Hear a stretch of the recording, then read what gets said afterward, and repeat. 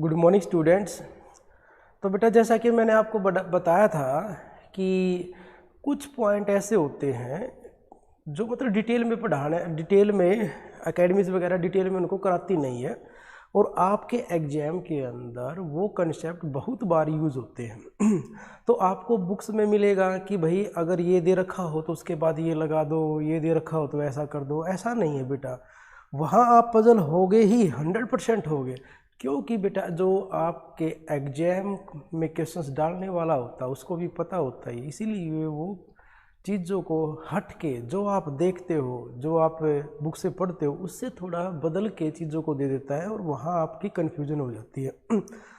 तो मैं आज जो वीडियो डाल रहा हूँ बेटा, बड़ा ही इम्पोर्टेंट कंसेप्ट है, बहुत ही इम्पोर्टेंट कंसेप्ट है। एक वर्थ WORTH वर्थ वर्ड को लेकर। तो आपका बैंक पीओ, CPO, SSC के अंदर CHSL, CGL, आप अगर किसी भी प्रीवियस आपके CDS में भी आपके किसी भी प्रीवियस एग्जाम के अंदर आप नेट वगैरह पे सर्च करके देखोगे तो वर्थ से क्वेश्चंस ज़रूर आया हुआ है। अच्छा, उसमें से आप बुक्स वगैरह में देखोगे तो वो चीज़ें आपको पता नहीं होती कि आखिर में वर्थ है क्या यूसेज इसका ग्रामर के अंदर, इसके बाद क्या आना चाहिए। तो बुक्स वगैरह में लिख देते भाई वर्थ होता तो बस उसके बाद आपने क्या डाल देना चाहिए, वर्ब की फॉर्म कर देनी चाहिए, ING वाली फॉर्म होनी चाहिए। नहीं बेटा, ऐसा नहीं है। तो आज का जो हमारा टॉपिक है बेटा वो वर्थ को लेकर ही है। तो देखो, फिलहाल मैं 2 क्वेश्चन तुम्हारे आगे डाल रहा हूँ। ज़रा मुझे ये बताओ कि उन 2 सेंटेंसों के अंदर कौन सा सेंटेंस ठीक है और क्यों, और गलत है तो क्यों। देखो, मैंने एक सेंटेंस लिखा बेटा, मैंने कहा इट इज़ विजिट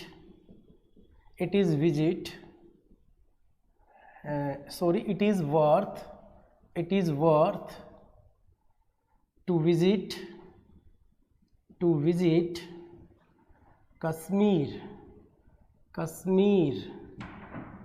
और फिर मैंने एक सेंटेंस डाला बेटा, इट इज़ worth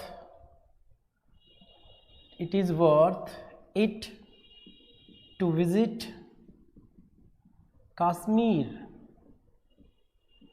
कश्मीर।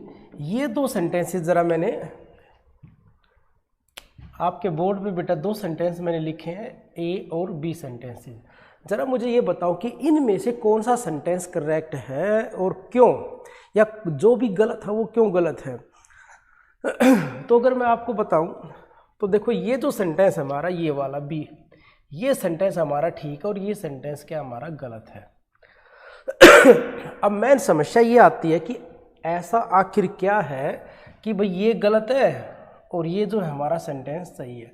अच्छा, दोनों सेंटेंस बिल्कुल सेम है, कोई फर्क नहीं बेटा।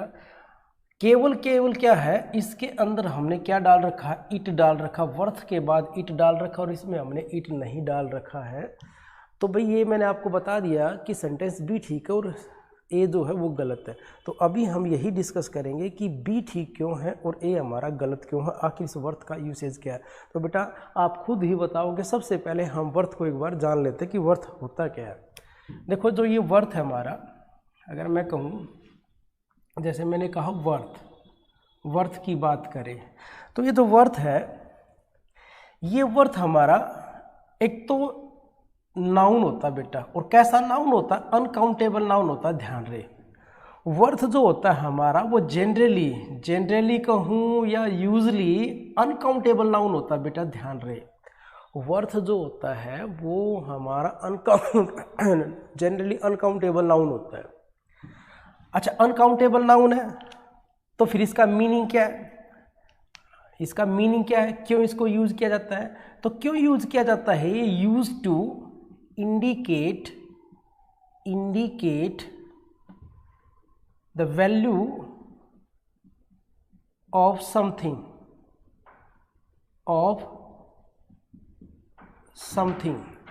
अच्छा, जब भी हम इसको यूज करते हैं तो किसी चीज की वैल्यू शो करने के लिए वैल्यू बताने के लिए इसको क्या किया जाता है, यूज किया जाता है।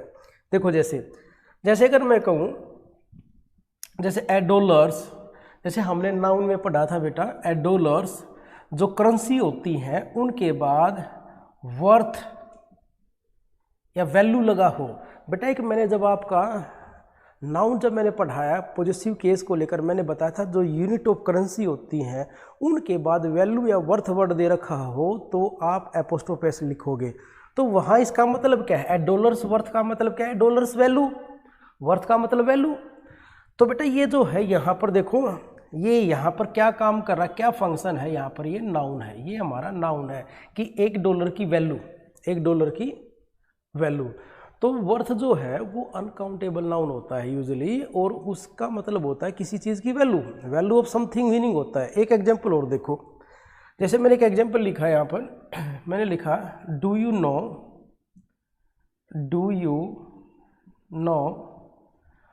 No the estimated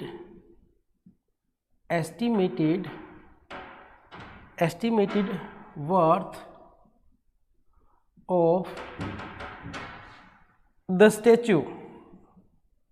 of the statue ये जो मैंने एग्जाम्पल लिखा है, do you know the estimated worth of the statue. तो बेटा यहां पर जरा देखो, ये एस्टिमेटेड क्या है हमारा, ये हमारा एडजेक्टिव है। एस्टिमेटेड जो होता है वो क्या है, वो हमारा एडजेक्टिव है। अच्छा ये वर्थ क्या है यहाँ पर, तो वर्थ क्या है हमारा यहाँ पर, वर्थ है हमारा यहाँ पर नाउन। अच्छा दी आर्टिकल है, तो दी किसके लिए आया हुआ है यहाँ पर, तो दी एस्टिमेटेड के लिए तो आ नहीं सकता, आर्टिकल के तो आ नहीं सकता, तो दी किसके लिए यूज हुआ है, वर्थ के लिए यूज है, क्योंकि जो आर्टिकल्स होते हैं वो किसके लिए आते हैं, नाउन के लिए आते हैं। तो यहाँ पर भी वर्थ क्या काम कर रहा है, नाउन का। तो यहाँ पर इसका मीनिंग क्या है, क्या आप जानते हो, इसका मतलब क्या आप जानते हो, वो जो स्टैचू है उस स्टैचू की वैल्यू, उस स्टैचू की वर्थ है, जो एस्टिमेटेड वर्थ जानते हो, ये मीनिंग है। तो बेटा जब वर्थ का यूज नाउन के तौर पर होता है, ये अनकाउंटेबल होता है जनरली, और इसका मतलब होता है वैल्यू ऑफ समथिंग, किसी की वैल्यू होता है। अच्छा दूसरा पॉइंट, कई बार एग्जाम के अंदर आपने देखा होगा या आप एग्जाम में देखोगे तो बेटा एस्टिमेटेड की जगह क्या आ सकता है, रियल वर्थ, रियल वैल्यू हो सकता है, नेट वर्थ हो सकता है बेटा, नेट वैल्यू जिसको आप बोलते हो, ट्रू हो सकता है, ट्रू वैल्यू हो सकता है। तो इस तरह से एग्जाम के अंदर मैं वही वर्ड मैंने डाल रहा हूँ बेटा, किसी भी आप प्रीवियस एग्जाम उठाकर देख लो एसएससी का या आप बैंक पीओ सीपीओ वगैरह का, तो वहाँ पर कोई ना कोई नहीं वैसे एडजेक्टिव जरूर मिलेगा आपको। तो इस तरह के एडजेक्टिव डाल देता है वर्थ से पहले। तो ये वर्थ जो है ये हमारा नाउन के तौर पर काम करता है और इसका मीनिंग होता है वैल्यू ऑफ समथिंग। तो पहले पॉइंट में तो हमने ये सीखा कि वैल्यू जो वर्थ है वो क्या काम करता है, नाउन का फंक्शन करता है, अनकाउंटेबल नाउन का फंक्शन करता है, और इसका मीनिंग होता है वैल्यू ऑफ समथिंग। फिलहाल मैं आपको यही बता रहा हूँ कि वर्थ को यूज़ किस रूप में करते हैं, तो एक नाउन के रूप में, और क्या मीनिंग होता है, केवल इस बात का भी ध्यान रखना आपने। दूसरा देखो, अभी दूसरा कहता है कि देखो ये जो वर्थ होता है ना, यूज्ड एज प्रीपोजिशंस, इसको प्रीपोजिशंस की तरह भी यूज किया जाता है, इसको प्रीपोजिशंस की तरह भी यूज करते हैं। लेकिन जब इसको प्रीपोजिशंस की तरह यूज करते हैं ना, तो इसका मीनिंग क्या होता है, जरा मीनिंग पे ध्यान रखना बेटा। इसका मीनिंग होता है डिजर्विंग ऑफ, ध्यान रखना, इसका मीनिंग होता है डिजर्विंग ऑफ। जरा डिजर्विंग का मीनिंग क्या होता है बेटा, डिजर्विंग का मीनिंग और सुन लो।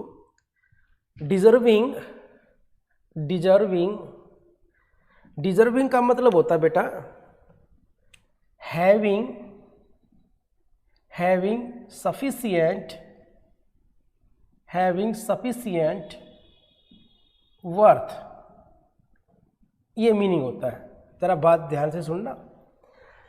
डिजर्विंग का मतलब होता है हैविंग सफिशिएंट वर्थ। कई बार कहते नहीं कि भाई उसको जो है गोल्ड मेडल मिल गया, तो कह देते कि वो डिजर्व करता था इस चीज़ को। इसका मतलब वो हैविंग सफिशिएंट वर्थ, उसके अंदर योग्यता थी, ये वैल्यू थी। तो डिजर्विंग का मतलब होता है हैविंग सफिशिएंट वर्थ, मतलब पर्याप्त वर्थ होता है उसमें, वो योग्यता है, इसलिए उसको वो मिला है कि वो डिजर्व करता है उस चीज़ को। तो बेटा डिजर्विंग ऑफ मीनिंग होता है एक तो इसका। दूसरा इसका मीनिंग क्या होता है, डिजर्विंग ऑफ की जगह है, दूसरा इसका क्या मीनिंग होता है, दूसरा इसका मीनिंग होता है यूजफुल, बेनिफिशियल,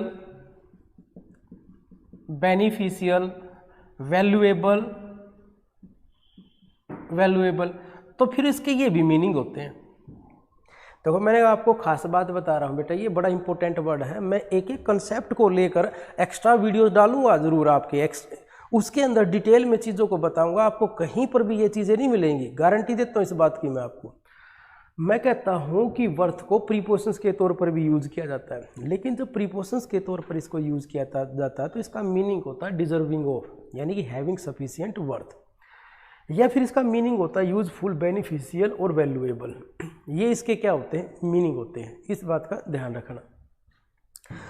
अब इनमें खास पॉइंट ये है कि यहाँ जब ये मीनिंग होता है इसका, तो जरा एक बात सोच के और देखना कि डिजर्विंग क्या होता है, यूजफुल क्या है, बेनिफिशियल क्या है, ये क्या है, एडजेक्टिव हमारे, ये क्या हमारे एडजेक्टिव हैं।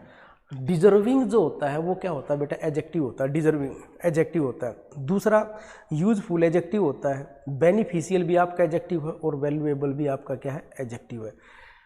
ध्यान रखो यहाँ पर क्या पॉइंट आपने नोट किया कि वर्थ किसके इक्वल होता है, वर्थ का क्या मीनिंग होता है बेटा। यहाँ पर आपने जो पॉइंट नोट करने का है, मेरी बात ध्यान रखना, यहाँ पर जो आपने नोट करने का पॉइंट है वो क्या पॉइंट नोट किया कि सर आपने बताया कि ये जो वर्थ होता है ना, ये किसके इक्वल होता है, इसका क्या मीनिंग होता है, इसका मीनिंग होता है यूजफुल, बेनिफिशियल,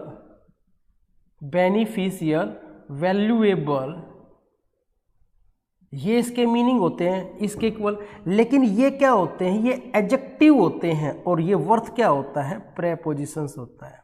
देखो कितनी अच्छी बात बता रहा हूं मैं आपको, ये मीनिंग भले ही वर्थ का सेम होता है इनके, लेकिन बेटा फंक्शन सेम नहीं होगा।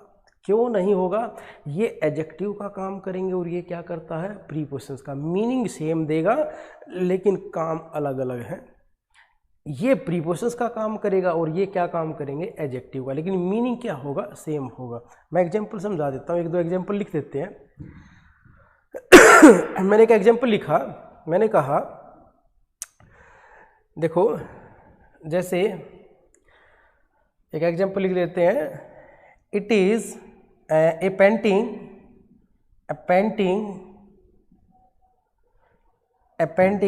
Is worth a Fortune. ये भी आपके एग्जाम के अंदर आया हुआ है, जरा मुझे ये ध्यान नहीं कि किस पार्ट में, आप नेट पे चेक करोगे तो जरूर मिलेगा आपको। A painting is worth a Fortune.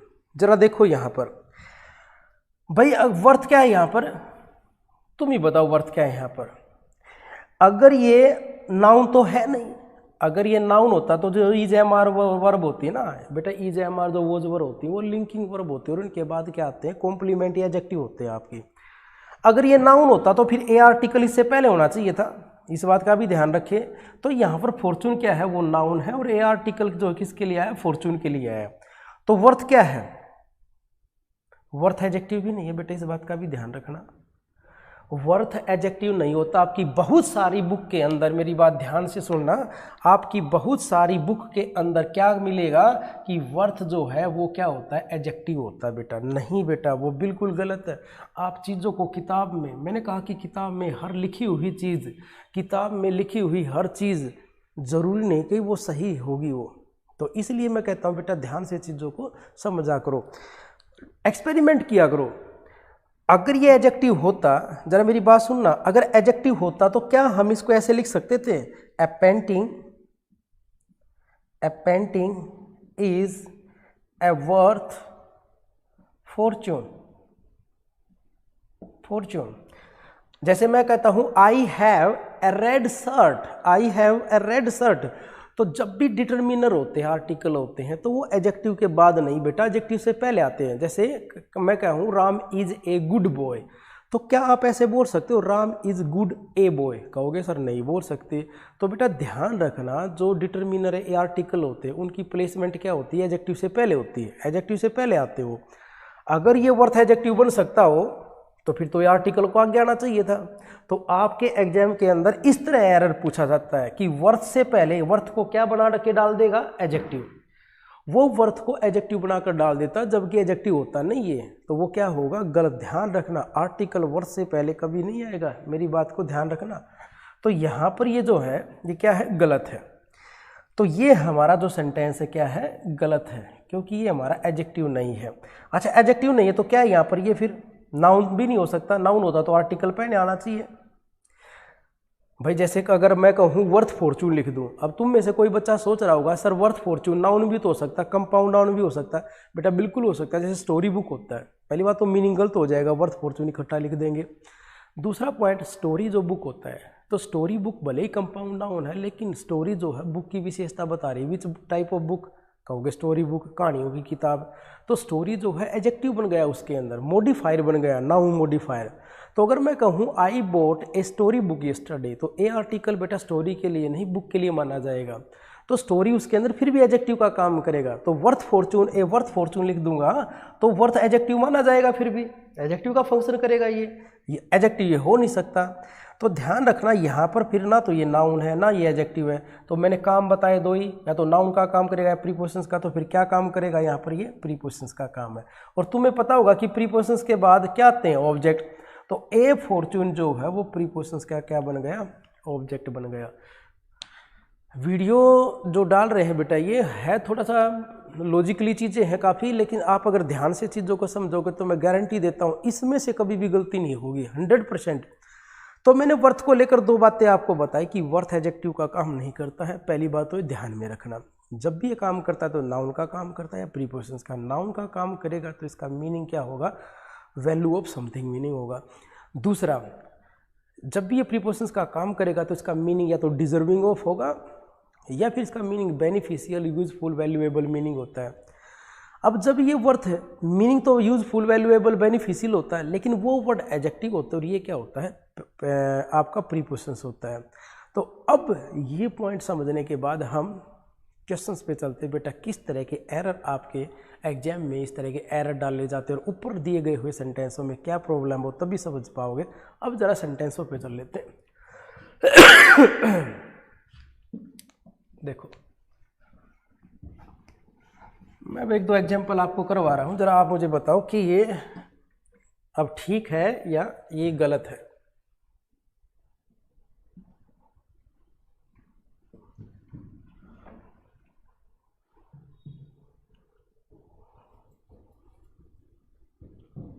एक एग्जाम्पल लिखा, it is a worth try. जरा मुझे ये बताओ कि क्या ये सही है। बेटा जितना बताया उस पर जरा फोकस करके सोचो।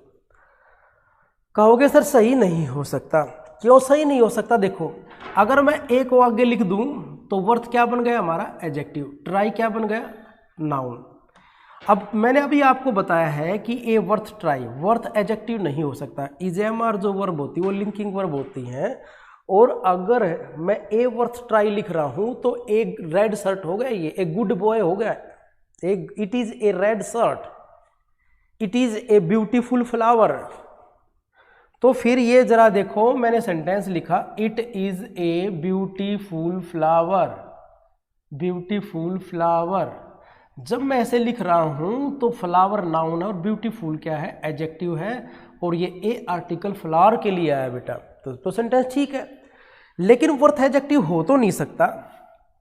अब नहीं हो सकता, ये एडजेक्टिव है नहीं, तो इसका मतलब ये सेंटेंस क्या है, फिर गलत है। तो बेटा सबसे पहले तो कॉमन एरर में बहुत बार इसको इस तरह से क्वेश्चंस को दिया गया है कि वर्थ को एडजेक्टिव बनाकर डाल दिया गया है वहां पर, और बुक के अंदर भी बड़े अच्छी तरह से लिख रखा कि ये एडजेक्टिव होता है। अगर ये एडजेक्टिव होता, कहते कि ये प्रेडिकेटिवली यूज होता, नहीं बेटा ये गलत है। अगर ये एडजेक्टिव होता तो फिर तो सेंटेंस में एरर नहीं होना चाहिए था। इसका मतलब ये एडजेक्टिव नहीं होता, पेपर वाला इसको एडजेक्टिव बना के डाल देता। बेटा ध्यान रखना, एडजेक्टिव का फंक्शन नहीं होता। तो जब कभी भी आपको वर्थ से पहले आर्टिकल ए नजर आए, एन नजर आए, दी ए नजर आए, दी नजर आए, तो सोच लेना क्या है, ये गलत है। अब इसको ठीक कैसे करके लिख सकते हैं, तो इसको कैसे करके ठीक लिखेंगे, इट इज। अब वर्थ जो है नाउन का रोल तो अदा कर नहीं सकता, यहां पर देखो नाउन तो बन ही नहीं सकता। ये यहाँ पर बेटा नाउन नहीं बन सकता। क्यों नहीं बन सकता वो देख लेंगे। तो इसको कैसे लिखेंगे, इसको ऐसे लिख सकते हैं, it is worth A try. इसको ऐसे करके लिखेंगे हम, it is worth A try. तो ये जो सेंटेंस है ना अब हमारा, ये ठीक है। यहाँ पर वर्थ क्या बन जाएगा हमारा, prepositions. It is worth A try का मतलब है यहाँ पर क्या बन गया, ये प्रीपोजिशंस बन गया। ये यहाँ पर प्रीपोजिशंस बन गया। अच्छा प्रीपोजिशंस बन गया तो ए ट्राई जो है क्या बन गया, इसका ऑब्जेक्ट बन गया, क्योंकि प्रीपोजिशंस के क्या होते हैं, प्रीपोजिशंस के बाद जो नाउन वगैरह आते हैं ना वो क्या क्या बनते हैं, प्रीपोजिशंस के बाद आने वाले नाउन जो होते हैं वो क्या होते हैं, ऑब्जेक्ट होते हैं। तो बेटा आप ये समझा करो कि प्रीपोजिशन इन, एट, ऑन यही होती हैं। मैंने कहा कंसर्निंग भी प्रीपोजिशंस होती है, पेंडिंग भी प्रीपोजिशंस का काम करती है। तो बेटा बहुत सारे ऐसे वर्ड हैं आपको पता भी नहीं जो प्रीपोजिशंस का फंक्शन करते हैं। तो प्रीपोजिशंस वर्थ होगी। अब ठीक है ये, तो इस सेंटेंस को कैसे लिखोगे, it is worth A try. तो ये भी पहला पॉइंट, इस तरह से ग्रामर में आपका क्वेश्चन एक वर्थ को लेकर एरर, यहाँ से फर्स्ट पॉइंट आपका एरर बनता है कि क्या करता, वर्थ से पहले एन आर्टिकल डाल देता है, वो गलत है। वर्थ वहाँ पर प्रीपोजिशंस का रोल अदा करेगी, तो आप वर्थ के बाद एन आर्टिकल लिखा करो और उस नाउन को लिखा करो बाद में।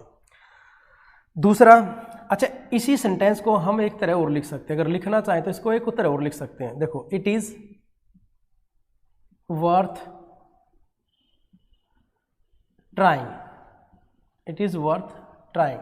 इस सेंटेंस को हम इस तरह भी लिख सकते हैं, इस तरह भी लिख सकते हैं, इस सेंटेंस को हम इस तरह भी लिख सकते हैं। तो दोनों ही सेंटेंस सही है। तो बेटा किसी सिक्के का एक पहलू नहीं, सिक्के के दो पहलू होते हैं। कहोगे सर ये कैसे लिख दिया, देखो ये आपका एक अलग कंसेप्ट है। जब जीरेंड वगैरह करेंगे, हम वर्ब का चैप्टर करेंगे, तो मैं आपको अच्छी तरह से समझाऊंगा। तो जरा ध्यान रखना, ट्राई जो होती है ना वो हमारी वर्ब होती है। मैंने कहा ट्राई जो होती है वर्ब होती है, और ट्राई नाउन भी होता है, ध्यान रहे। जैसे हेल्प, जैसे मैं कहूँ I went to Delhi for help, I went to Delhi for help, क्या सेंटेंस ठीक है गलत है? कहोगे सर ठीक है। अब कहोगे सर प्रीपोजिशंस के बाद आपको एक रूल मिलेगा किताब के अंदर कि कोई भी प्रीपोजिशंस हो उसके बाद आप आईएनजी वाली वर्ब लिखना, लेकिन ये तो ठीक है, I went to Delhi for help, बिल्कुल ठीक है, हेल्पिंग नहीं लिखना पड़ेगा, जरूरी नहीं है। तो बेटा वहां पर हेल्प ठीक है, क्योंकि हेल्प क्या काम करता है, नाउन का भी काम करता। तो बहुत सारी ऐसी वर्ब होती हैं जो बेस फॉर्म जो होती है वो वही बेस फॉर्म वर्ब का भी काम कर सकती है, और वही शब्द जो है नाउन का भी काम करता है। तो इस बात का ध्यान रखना। अच्छा, जो वर्बियल वर्ब हो, जो वर्ब नाउन बन सकती है ना, तो उनको हम क्या है फिर जेरेंड भी बना सकते हैं। तो यहाँ पर ए ट्राई, जैसे देखो मैं कहूँ he tells lies, he tells a lie. आपने एक सेंटेंस सुना होगा ही टेल्स ए लाई, तो आप उसको ऐसे भी लिख सकते हो ही टेल्स लाइज। तो इसका मतलब यहाँ पर ये जो ट्राई वर्ब है, ये ट्राई वर्ब है, इसको आप क्या करोगे, इसको आप नाउन भी बनाकर लिख सकते हो, जेरेंड भी बनाकर, क्योंकि जेरेंड क्या होते हैं हमारे जो जेरेंड है वो नाउन का काम करते हैं। जैसे मैंने कहा swimming is good for health, what is good for health? कहोगे सर स्विमिंग, तो स्विमिंग इज वर्ब का सब्जेक्ट है, नाउन का काम कर रहा है। ये जो वर्ब की फोर फॉर्म होती है, ये हमारा जब नाउन का काम करती है तो ये तो सब्जेक्ट बनती है, ऑब्जेक्ट बनती है। तो ऐसे ही ये जो ट्राइंग वर्ब है ना, अब ये क्या काम कर रही है, ऑब्जेक्ट का, किसका, वर्थ प्रीपोजिशंस का, ऑब्जेक्ट का काम कर रही है। तो इस सेंटेंस को हम दोनों तरह लिख सकते हैं। तो पहला पॉइंट मैंने ये बताया, पहला पॉइंट ध्यान रखना, तो सबसे पहले वर्थ वर्ड को एडजेक्टिव बनाकर डाल देगा, उससे पहले ए आर्टिकल डाल देता है, वो गलत होगा। तो उसको ठीक करने के लिए आपने क्या करना पड़ेगा, उस वर्थ को पहले लिखो, आर्टिकल को बाद में, और वो नाउन दे रखा उसको बाद में लिखो। दूसरा, कुछ वर्बियल ऐसे भी हो, वर्ब ऐसी होगा, वर्ब वगैरह दे रखी हो तो आप उसको जीरेंड वगैरह में डालकर भी क्या है लिख सकते हो, इस बात का और ध्यान रखना।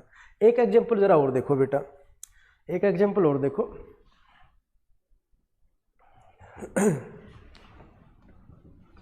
The movie,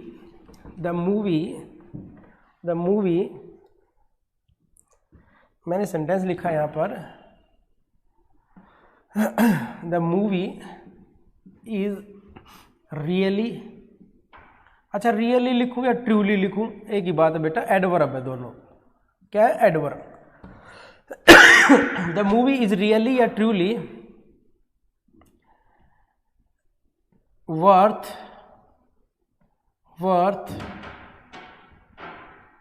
to watch. जरा मुझे ये बताओ क्या ये सेंटेंस सही है? The movie is really worth to watch, the movie is really worth to watch, the movie is really worth to watch, the movie is really worth to watch. क्या ये सेंटेंस सही है? जरा मुझे ये बताओ क्या ये सेंटेंस सही है?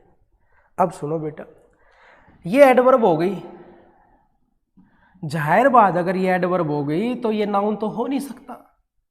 अगर मैं एडवर्ब कहूँ तो बेटा एडवर्ब नाउन की, नाउन को क्वालिफाई नहीं करती।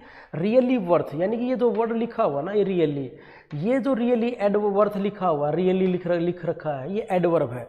और एडवर्ब जो होती है वो नाउन को एम्फेसाइज नहीं करती, हालांकि करती है, लेकिन कुछ स्पेशल केस होते हैं बेटा।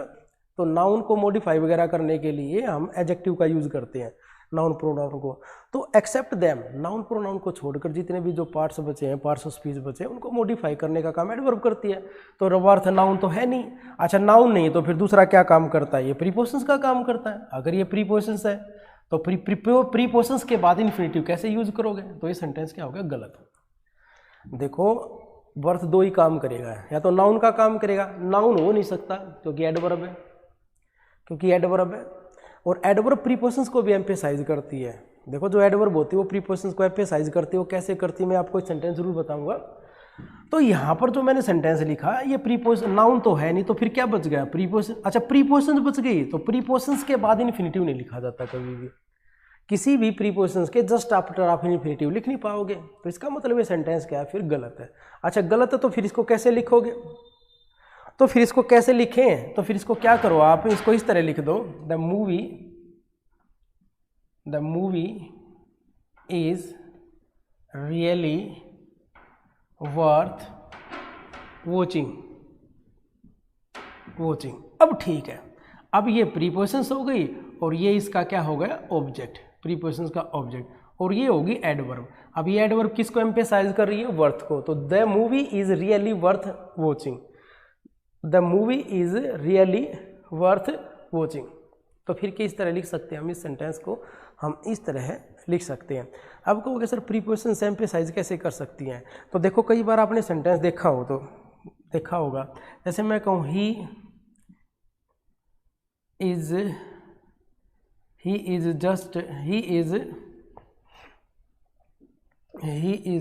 देखो, द प्लेन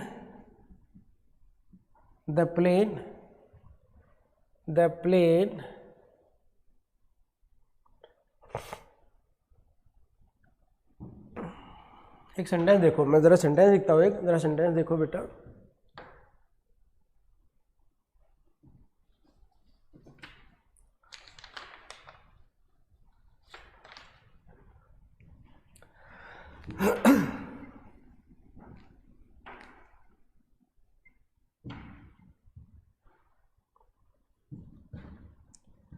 मैंने कहा एक sentence,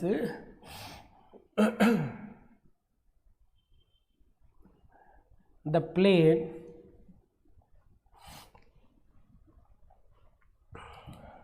was about over Pakistan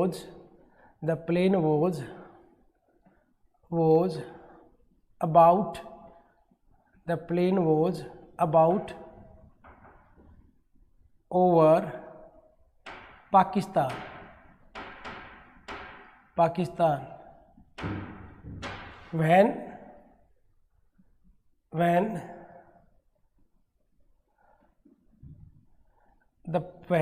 the plane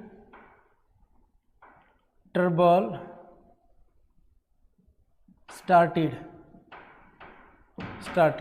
जरा एक सेंटेंस देखो, the plane was about over Pakistan, the plane was about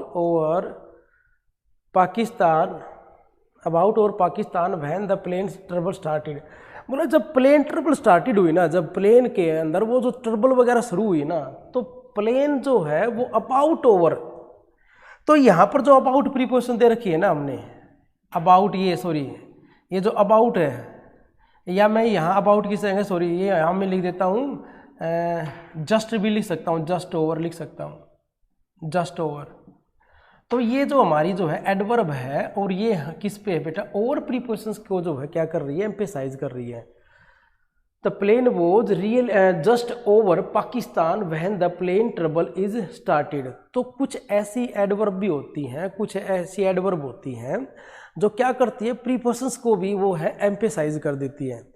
तो हम जो है प्रीपोजिशंस को एम्फेसाइज करने के लिए भी यूज कर देते हैं। तो जो रियली हमने ट्रूली रियली लिखा था ना, वो हमें वर्थ प्रीपोजिशंस को क्या है? एम्फेसाइज करने के लिए हमने क्या किया गया? उसका यूज किया गया था। अब एक एग्जांपल और देखो जरा, यहाँ पर मैंने लिखा एक सेंटेंसेस यहाँ पर, एजुकेशन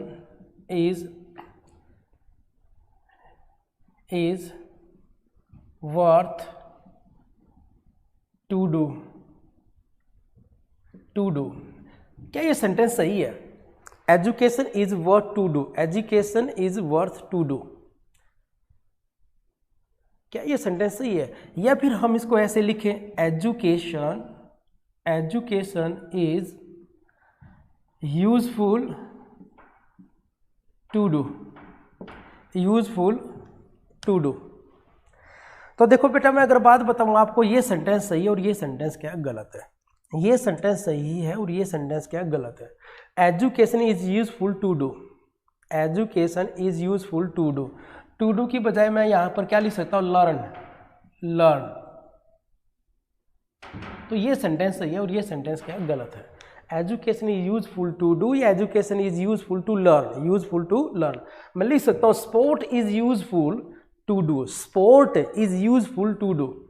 मैं क्या लिख सकता हूं यहां पर? स्पोर्ट गेम जो होते हैं आपके, sport is useful to do, education is useful to learn. तो यहां पर ये सेंटेंस सही है और ये गलत है। और सुनो, अभी मैंने कहा वर्थ इक्वल टू यूजफुल, भाई मीनिंग तो दोनों का सेम है। जो वर्थ का मीनिंग है वो यूजफुल का मीनिंग है, मीनिंग तो दोनों का जो है सेम है। मैंने कहा था भी वर्थ का meaning, useful, beneficial, valuable meaning दोनों का क्या होता है बेटा? सेम होता है। अब दोनों का मीनिंग सेम है तो ऐसा क्या कारण है कि एक सेंटेंस ठीक है, यूजफुल वाला गलत है, ठीक है, और वर्थ वाला गलत है? तो उसका कारण क्या बेटा? इनका फंक्शन। ये जो है ये यूजफुल एडजेक्टिव होता है, हमारा एडजेक्टिव होता है। तो आपको पता होगा कि एडजेक्टिव के बाद जो है ना, ये हमारा इन्फिनिटिव, ये क्या हमारा इन्फिनिटिव है, इन्फिनिटिव। और ये इन्फिनिटिव फ्रेज जो है एडजेक्टिव को क्या है बेटा? एडजेक्टिव, ये इन्फिनिटिव यूजफुल एडजेक्टिव को एक्सपेंड करके लिख रखा है टू डू। ये टू डू जो हमारी फ्रेज है ना, ये भी एडजेक्टिव फ्रेज ही है। ये इन्फिनिटिव फ्रेज भी हमारी एडजेक्टिव का ही, फ्रेज का ही काम कर रही है। देखो जो एडजेक्टिव होते हैं ना, तो एडजेक्टिव का जब चैप्टर करेंगे अच्छी तरह से डिटेल में पढ़ेंगे उनको। कुछ एडजेक्टिव को जो है आप एक्सपेंड करके लिख सकते हो। एक्सपेंड करने का मतलब समझते हो कि एक वर्ड की बजाय उसमें और वर्ड जोड़ सकते हो आप। अब कैसे जोड़ोगे? या तो दैट क्लाउज जुड़ती है, या आप इन्फिनिटिव जोड़ के एक्सपेंड कर सकते हैं एडजेक्टिव को। मेरी बात ज़रा ध्यान से सुनना बेटा, किसी एडजेक्टिव को एक्सपेंड कैसे किया जा सकता है, ज़रा मैं लिख देता हूँ, पॉइंट को नोट कर लेना बेटा। इस पॉइंट को भी आप किसी एडजेक्टिव को या तो दैट क्लाउज से एक्सपेंड कर सकते हो, रिलेटिव क्लाउज वगैरह होगी, दैट क्लाउज होगी, या फिर बेटा 2+V1 इन्फिनिटिव से, या फिर V4 से, पार्टिसिपल जिसको आप बोलते हो। तो ये जो है एक्सपेंड करते हैं हम, इससे एडजेक्टिव को क्या करते हैं हम? एक्सपेंड करते हैं। अब वो उस एडजेक्टिव के मीनिंग के ऊपर डिपेंड करता है कि उसके पीछे दैट क्लाउज लगाएं, या दोनों आ सकती हैं, या केवल जेरेंड ये V4 आ सकता है पार्टिसिपल, या केवल 2+V1 आ सकता है। वो डिपेंड करता है उस एडजेक्टिव के मीनिंग के ऊपर। तो फिलहाल मैं ये बता रहा हूँ कि यहाँ पर जो टू डू लिखा ना हमने, तो एडजेक्टिव के बाद बहुत सारे ऐसे एडजेक्टिव होते हैं जिनके बाद आप उनको एक्सपेंड करने के लिए इन्फिनिटिव लिख सकते हो। तो ये तो हो गया ठीक है हमारा। अच्छा, एडजेक्टिव के बाद इन्फिनिटिव हो गया, ठीक है। अब ये होगी हमारी, नाउन तो हो नहीं सकता क्योंकि ये नाउन तो है नहीं यहाँ पर। लिंकिंग वर्ब के बाद मैंने बताया था ये प्रीपोजिशंस है। अच्छा, प्रीपोजिशंस है तो बेटा प्रीपोजिशंस के बाद इन्फिनिटिव नहीं आ सकता। अभी हमने थोड़ी देर पहले पढ़ा था कि प्रीपोजिशंस के बाद, जस्ट प्रीपोजिशंस के बाद इन्फिनिटिव नहीं हो सकता। तो ध्यान रखना, दूसरा पॉइंट आप नोट करके याद रख लो। दूसरा पॉइंट, एक पॉइंट तो मैंने क्या बताया आपको कि ए वर्थ दे रखा हो तो वो क्या होगा? गलत। दूसरा मैं बता रहा हूं कि अगर वर्थ के बाद 2+V1 दे रखा हो तो ये भी क्या होगा बेटा? गलत। दो एरर मैंने आपको बता दी, और क्यों होते हैं ये भी मैंने आपको बताया है। तो जब कभी भी ग्रामर में वर्थ +2V1 हो तो वो भी क्या होगा? आपका गलत होगा, क्योंकि ये प्रीपोजिशंस है और प्रीपोजिशंस के बाद ऑब्जेक्ट चाहिए उसको। और इन्फिनिटिव जो है यहाँ पर ये जो इन्फिनिटिव है ये इस प्रीपोजिशंस का ऑब्जेक्ट है। इन्फिनिटिव कभी भी प्रीपोजिशंस का ऑब्जेक्ट नहीं होता, इस बात का ध्यान रखना हमारा। अब फिर ठीक कैसे लिखें इस सेंटेंस को? अगर इस सेंटेंस को ठीक लिखना हमने तो फिर ठीक कैसे लिखें इसको, तो आप इसको ऐसे करके लिख सकते हो। अगर हम इसको ठीक करके लिखना चाहें तो इसको ऐसे लिख सकते हैं, education is worth it to do या लर्न। इसको हम फिर ऐसे लिख सकते हैं। तो हमने इस वर्थ के बाद क्या लगा दिया, इट। अब वर्थ प्रीपोजिशन थी, प्रीपोजिशन को क्या चाहिए, ऑब्जेक्ट इट, तो हमने इट लगा दिया। तो जब किसी इन्फिनिटिव, तो ध्यान रखना बेटा, जब वर्थ आता है तो उसको ठीक करके जब लिखा जाता है ना, तो वर्थ के बाद हमने क्या लगा देते, इट लगा देते हैं, और फिर क्या लगा दिया हमने, वो 2 + V1 इन्फिनिटिव। तो ये फिर क्या हो जाएगा, ठीक हो जाएगा।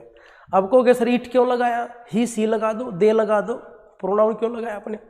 तो इट जो होता है ना, वो इट हमारा एक इंट्रोडक्टरी सब्जेक्ट भी होता है। और अगर पता हो तो बेटा इट जो होता है ना, इम्पर्सनल प्रोनाउन भी होता है। देखो प्रोनाउन, जो पर्सनल प्रोनाउन होते हैं ना, वो तो नाउन के बदले यूज होते हैं। कोई ना कोई नाउन होगा, जैसे मैं कहूँ Ram is a my brother, he is a good boy, तो ही किसके लिए यूज हुआ बेटा, राम के लिए यूज हुआ। लेकिन जरा मुझे ये बताओ, तो ऐसा प्रोनाउन जो किसी नाउन के बदले यूज नहीं हो, प्रोनाउन नाउन के बदले यूज होते हैं तभी तो प्रोनाउन कहलाएंगे। लेकिन जब कोई प्रोनाउन किसी नाउन के बदले यूज नहीं होता तो इम्पर्सनल प्रोनाउन होता है बेटा। जैसे मैंने कहा इट इज रेनिंग आउटसाइड। अब तुम मुझे बताओ कि इट किसके लिए लगाया है मैंने, तो इट जो होता है इम्पर्सनल प्रोनाउन होता है। और दूसरा पॉइंट एक और मैं बताऊँ आपको, इट जो होता है ना, वो किसी क्लॉज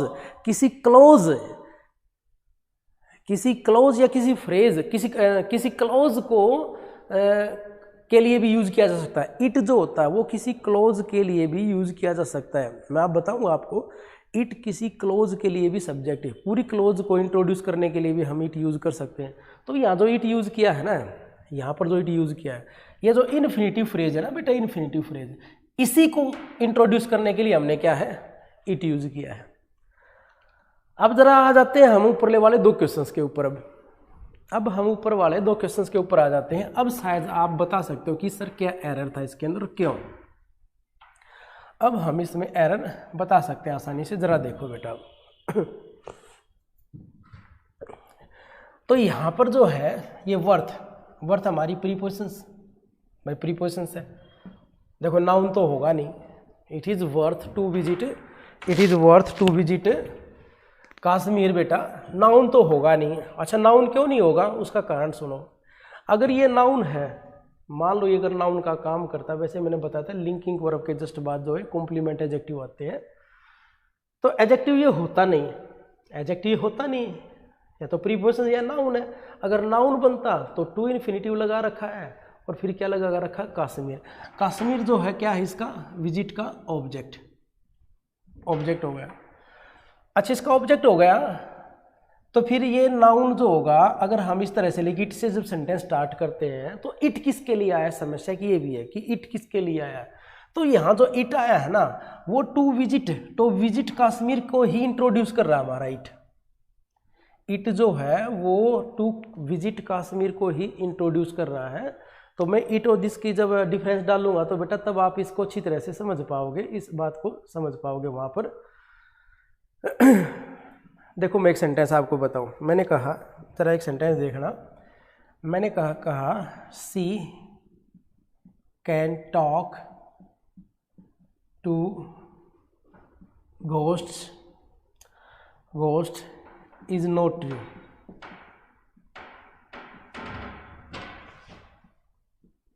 दैट अब ये सेंटेंस जरा देखो, that she can talk to ghost it is not true. अब ये जो दैट है, दैट क्लाउज है, ये हमारी पूरी क्लॉज है। अच्छा इज हमारी वर्ब, और ये हमारा क्या हो गया, प्रेडिकेट। सब्जेक्ट को छोड़कर बाकी जो कुछ बचता है वो प्रेडिकेट होता है। तो इस वर्ब का सब्जेक्ट को ना, ये पूरी क्लॉज, भाई क्या ट्रू नहीं है, व्हाट इज नॉट ट्रू। आप क्वेश्चन करके देखो बेटा, व्हाट इज नॉट ट्रू। कहोगे कि यार वो जो भूतों से बात कर सकती है ना, किसी ने बताया यार वो भूतों से बात कर सकती है, बोला भाई वो भूतों से बात कर सकती है, ये बात सच नहीं है। तो इस वर्ब का सब्जेक्ट जो है पूरी क्लॉज है, तो बाकी का इस वर्ब, अब ये क्या बच गया हमारा, प्रेडिकेट बच गया। भाई ये सब्जेक्ट हो गया और ये सारा का सारा क्या है, प्रेडिकेट है। इज नॉट ट्रू जो है वो क्या बच गया, प्रेडिकेट बच गया। तो इज वर्ब का सब्जेक्ट पूरी क्लोज है। अगर मैं चाहूं तो इस सेंटेंस को कैसे लिख सकते हैं, ऐसे भी लिख सकते हैं इस सेंटेंस को, it is not true that she can talk to ghost. देखो अब जरा मुझे बताओ इट किसके लिए यूज हुआ। तो इट जो हमने यूज किया ना वो इस क्लोज के लिए किया, पूरा इस क्लोज को इंट्रोड्यूस करने के लिए किया। भाई व्हाट इज नॉट ट्रू, क्या नॉट ट्रू नहीं है, तो अभी बताया जो भूतों से बात कर सकती है वो नॉट ट्रू नहीं है। तो इट जो है वो पूरी क्लोज को जो है वो रेफर करा, इंट्रोड्यूस कर रहा है। तो ये जो इट सब्जेक्ट होता है ना बेटा, इसको हम वहाँ पर भी रख लेते हैं, कई बार वहाँ पर रख लेते हैं जहाँ स्ट्रक्चर, जहाँ हम कुछ ऐसे वर्ड होते हैं जो स्ट्रक्चर्स पूरा नहीं करते, वो गलत हो जाएगा।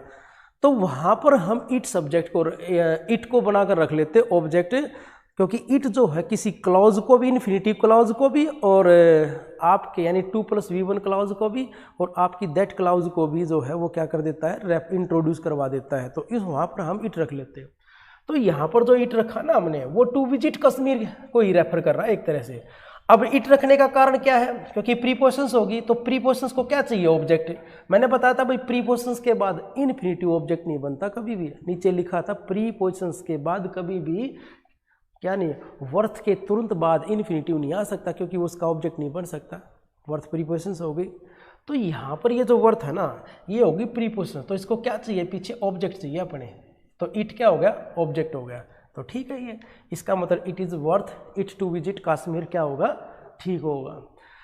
अब अगर आप इसको लिखना चाहो तो इस सेंटेंस को एक तरह से और लिख सकते हो। देखो अगर आप इसको लिखना चाहो तो इस सेंटेंस को एक तरह से और आप लिख सकते हो। किस तरह लिखोगे, देखो विजिटिंग, अभी जैसे मैंने सेंटेंस बताया था तो इसको ही रेफर कर रहा है, तो इसी को सब्जेक्ट बना लो, विजिटिंग कश्मीर इज वर्थ। क्या ठीक है ये, जरा मुझे बताओ, विजिटिंग कश्मीर इज वर्थ ठीक है? नहीं बेटा ठीक नहीं, गलत है। क्यों गलत है, क्योंकि ये प्रीपोजिशंस है। प्रीपोजिशंस तो क्या चाहिए इसको, ऑब्जेक्ट, तो क्या लिख देंगे, इट। तो इसको ऐसे भी लिख सकते हो अगर लिखना चाहो तो, visiting Kashmir is worth it. इसको हम क्या चाहें तो ऐसे भी हम इसको क्या कर सकते हैं, लिख सकते हैं। तो एक कंसेप्ट ये हो गया, तो कभी कभी जो है ना वर्थ जब प्रीपोजिशंस के तौर पर यूज किया जाता है ना, तो बेटा उसके बाद ऑब्जेक्ट बहुत जरूरी होता है, तो वहाँ पेपर वाला ऑब्जेक्ट हटा देता है, और तुम क्या सोचते हो कि वो सेंटेंस क्या होगा आपका, ठीक होगा। तो इस बात का भी आपने क्या है ध्यान रखना। एक एग्जाम्पल और देख लो जरा,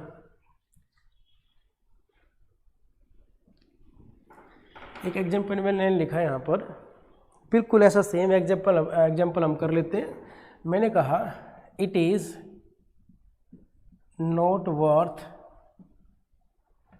to fix the car, to fix the car। जरा मुझे बताओ ये सेंटेंस सही है या गलत है। तो देखो बेटा नोट वर्थ आ गया, वर्थ क्या है, प्रीपोजिशंस, और प्रीपोजिशंस के बाद इन्फिनिटिव क्लाउज।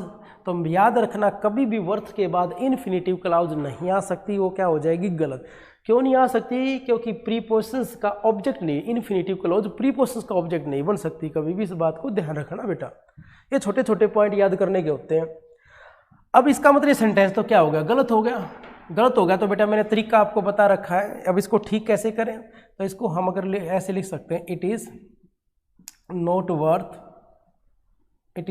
वर्थ इट लिख दो। अब ये प्रीपोजिशंस हो गई और ये इट क्या होगा, इसका ऑब्जेक्ट। तो हम वर्थ के बाद क्या लिख देंगे, इट लिख देंगे। तो it is not worth it to fix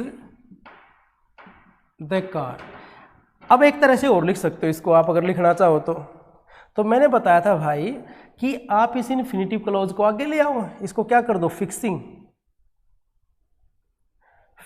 the car is not worth it. देखो इट पीछे जरूर लिखना पड़ेगा क्योंकि वर्थ प्रीपोजिशन है, तो क्या चाहिए इसको तो ऑब्जेक्ट जरूर चाहिए।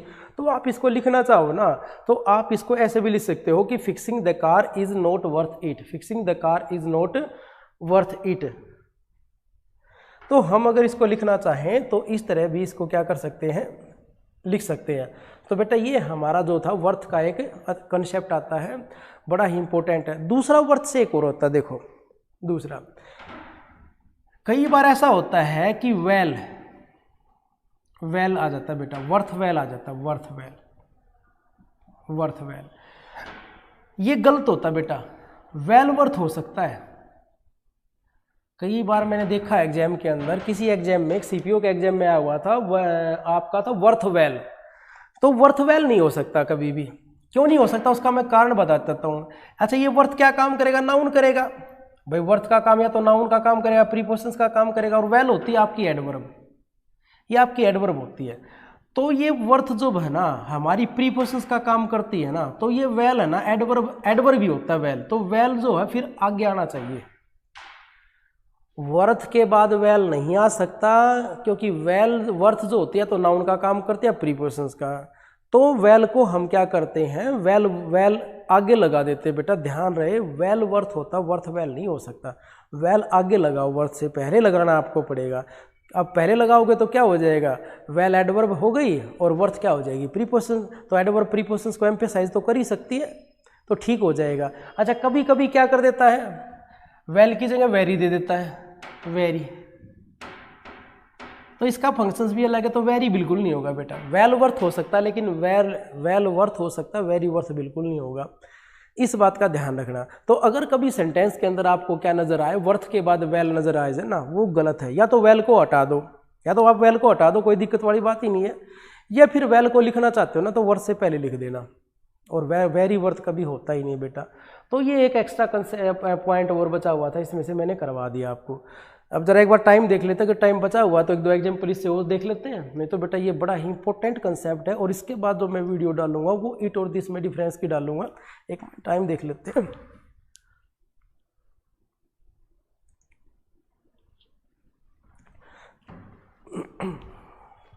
एक दो एग्जाम्पल और देख लेते हैं, जरा देखो, अब ये 8-10 मिनट बची हुई है, तो हम एग्जाम्पल देख लेते हैं। Example,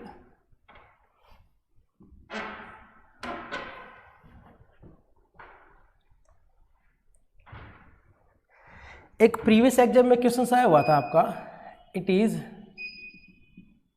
worth, it is a worth watching documentary you must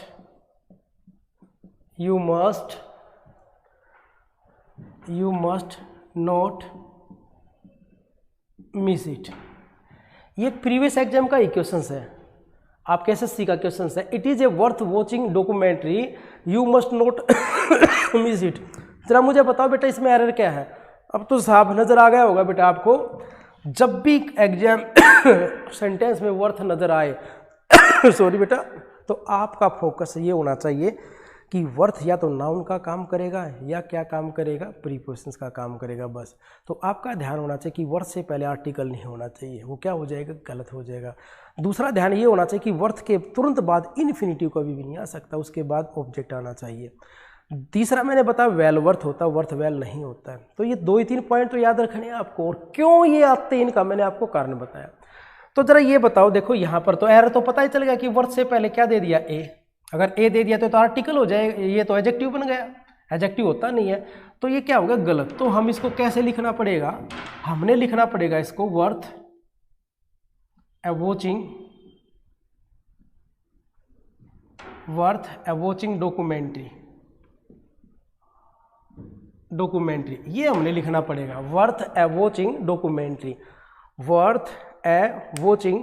documentary.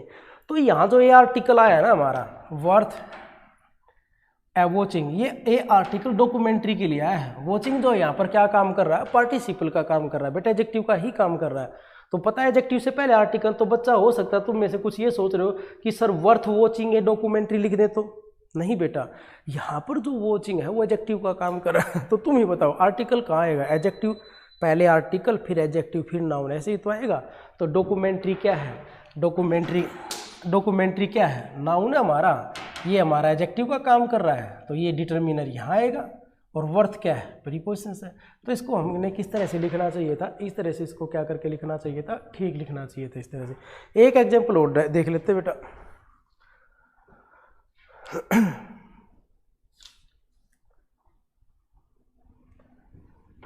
The track is difficult. The track is difficult, but the track is difficult, but the track is difficult, but it is worthwhile. It is worthwhile the endeavor। ये अच्छा, track का मतलब क्या होता है? Track का मतलब होता है बेटा a long and difficult journey बोल दो, ट्रिप बोल दो। ट्रैक का मतलब होता है एक लंबी और डिफिकल्ट यात्रा। अच्छा, एंडेवर का मतलब क्या होता है? एफर्ट्स। इसका मतलब होता है एफर्ट्स फॉर समथिंग न्यू, मतलब कोई नई चीज या कोई मुश्किल चीज है उसके लिए एफर्ट, प्रयत्न मीनिंग होता है एंडेवर का। अब जरा मुझे बताओ इसमें एरर क्या है? तो तुम्हें साफ नजर आ गया होगा, सर वेल दे रखा है, वर्थ प्रीपोजिशंस होती है, तो वेल क्या है? एडवर्ब। एंडेवर क्या बन गया? नाउन। अच्छा, एडवर्ब नाउन को तो एम्फेसाइज नहीं कर सकती, नाउन को तो मॉडिफाई नहीं कर सकती, तो इसलिए यहां पर क्या गलत है? तो आपके वहां पर एक अच्छी जगह के क्वेश्चन दे रखा था, वहां पर केवल एक ही पॉइंट लिख रखा था बेटा, वहां पर लिख रखा था कि इसको क्या करो आप, वेल वर्थ लिख दो, इसको वेल को हटा दो आप। नहीं बेटा, इसको आप वेल को क्यों हटा रहे हो? आप अगर लिखना चाहो ना, तो मैंने कहा था कंटेक्स्ट चेंज नहीं करते, ग्रामर के अंदर आपका सेंटेंस आता, कंटेक्स्ट चेंज नहीं करते, उसी को ठीक करना होता है, इंप्रूवमेंट के अंदर आया हुआ था। तो क्या करना पड़ेगा, हम इसको क्या लिख देंगे? वेल वर्थ लिख देंगे। अब वेल, ये वर्थ क्या होगी? प्रीपोजिशन। वेल क्या है? एडवर्ब। और मैंने बताया था अभी एम्फेसाइज कर रही है इसको, तो एडवर्ब प्रीपोजिशन को एम्फेसाइज तो कर ही सकती है, तो ऐसे लिखना था इसको, तो राइट आंसर होगा ये। हाँ, अगर ऑप्शन आ जाए तो आप ऐसे कर सकते हो, फिर वेल को हटा दो, आप केवल वर्थ को लिख दो और वेल को क्या कर दो? हटा दो। तो हो ऐसा भी सकता है, लेकिन अगर दोनों में से देखा जाए तो आंसर फिर क्या होगा? इसका यही आंसर होगा। तो भाई ये वर्थ को लेकर हमने कुछ पॉइंट किए थे, बड़े इंपॉर्टेंट थे, तो बेटा एक बार मैं फिर रिपीट करवा रहा हूँ, बड़ा ज़बरदस्त अच्छा कंसेप्ट था। तो वर्थ जो होता है, वर्थ से आपके हर एग्जाम में क्वेश्चन आया हुआ है, तो इसीलिए इस पॉइंट को जरा ध्यान से रखना। वर्थ दो काम करता है, या तो नाउन का काम करेगा या प्रीपोजिशंस का। अच्छा देखो, जब ये प्रीपोजिशंस का काम करता है ना, वर्थ जब प्रीपोजिशंस का काम करेगा, तो आपको पता है प्रीपोजिशंस के बाद या तो नाउन आ सकता है, या प्रोनाउन आ सकता है, या फिर क्या आ सकता है? V4 आ सकता है। तो प्रीपोजिशंस वर्थ के बाद कभी भी 2+V1 नहीं आता, इसलिए तो आप ऐसे ध्यान रखना। तो वर्थ जब प्रीपोजिशंस का काम करता है, यूजफुल, बेनिफिशियल, ये मीनिंग होते हैं, इसके डिजर्विंग ऑफ मीनिंग होता है, लेकिन वो एडजेक्टिव का काम करते हैं, ये प्रीपोजिशंस का काम करते हैं। तो इस तरह से हमने वर्थ को दे लेकर सोचा। अच्छा, एक पॉइंट और बेटा आपका, कुछ बच्चे हो सकता है कि ये सोच रहे हो कि सर जो हमने सेंटेंस लिखवाया था सेकंड, वो हो सकता है इट इज़, ऐसा भी तो हो सकता है it is worth to visit to Kashmir होना चाहिए। नहीं बेटा, ये जो विजिट होती है ना, इसका मीनिंग है यहाँ पर, इसका मीनिंग क्या है? To stay somewhere for a short time. Visit का मीनिंग होता है थोड़ी देर के लिए किसी जगह पर रुक जाना, डोंट लीव, वहाँ रहना मीनिंग नहीं होता इसका, थोड़ी देर के लिए। जैसे आप केदारनाथ चले गए, बद्रीनाथ चले गए, तो ये थोड़ी कि वहाँ पर जाके बस गए, वहाँ पर आप क्या करते हो? वहाँ पर थोड़ी देर के लिए रहने के लिए गए हो, विजिट करने के लिए गए हो वहाँ पर, तो उसका मतलब होता है to stay somewhere for a short time. तो विजिट हमारी ट्रांजिटिव वर्ब होती है, उसके बाद प्रीपोजिशन नहीं आती, इसलिए बेटा वहाँ विजिट के बाद टू नहीं आएगा। तो हो सकता है कोई बच्चा ये सोच रहा हो आप में से कि विजिट टू आएगा, वो एरर था यहाँ पर। तो बेटा ये नेक्स्ट जो वीडियो डालेंगे हम, वो हम इट और दिस के डिफरेंस को लेकर डालेंगे। Okay, thank you so much.